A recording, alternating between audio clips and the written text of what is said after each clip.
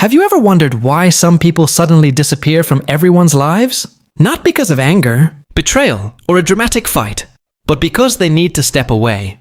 Completely. Imagine someone you know, or maybe even yourself, quietly cutting off all social connections, not out of hatred, but out of an intense need to heal. It feels almost paradoxical. We are social creatures. Yet sometimes the deepest form of self-care demands solitude. Think about it. What if every interaction, every message, every smile from others carried an invisible weight? For some, this weight isn't just emotional clutter. It's a barrier to facing the most intimate corners of their mind.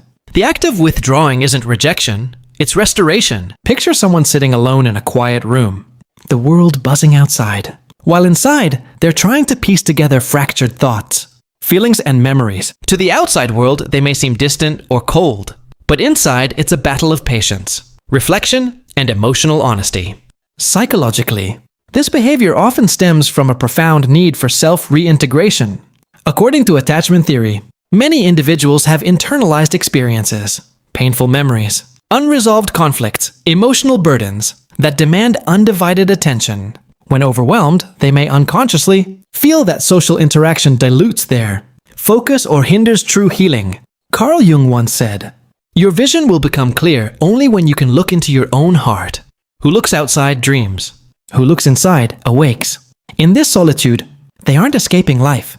They are awakening to themselves. Yet, it's a delicate balance. Isolation for healing is fundamentally different from isolation born of despair. The former is intentional, reflective, and often temporary. The latter is reactive, unresolved, and painful.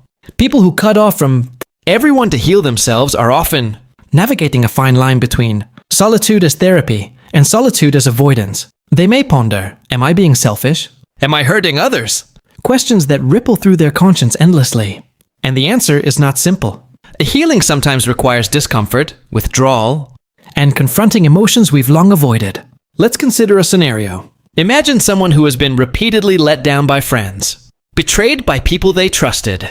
Each interaction leaves a subtle scar, an invisible reminder of vulnerability. Instead of continuing to accumulate these small wounds, they step back, creating a personal sanctuary where no external voices can interfere.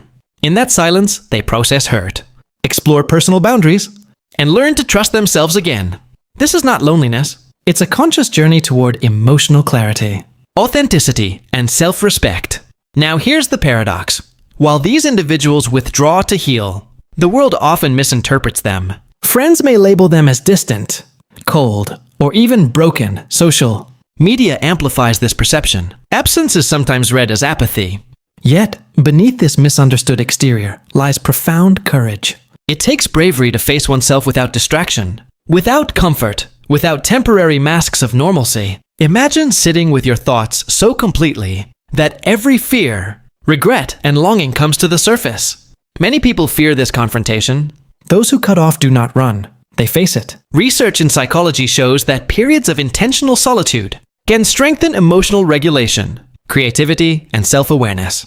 Neuroscientists have found that moments of introspection allow the brain to process emotional stimuli, consolidate experiences, and even reframe painful memories. So, when someone disappears from social circles, they aren't giving up on people. They're reorganizing their inner world to emerge stronger, more present, and more authentic. Emotionally, this journey is turbulent. Imagine the tension between longing for connection and needing distance. Imagine the pull of human warmth against the necessity of healing. People who step away often oscillate between guilt, relief, sadness, and clarity. Their hearts are full of questions. Will I ever feel whole again? Can I trust people without losing myself? These internal dialogues are raw, honest, and deeply human. They remind us that healing is rarely linear. It is a journey through shadows and light, discomfort and insight. Philosophically, their choice invites reflection for all of us. In a world obsessed with constant interaction, busyness, and performance, they remind us of a quieter truth. Sometimes growth is solitary. Sometimes love for oneself requires stepping back, pausing, and letting the world exist without you for a while. There's a subtle beauty in this contradiction. In isolation, they reconnect with life.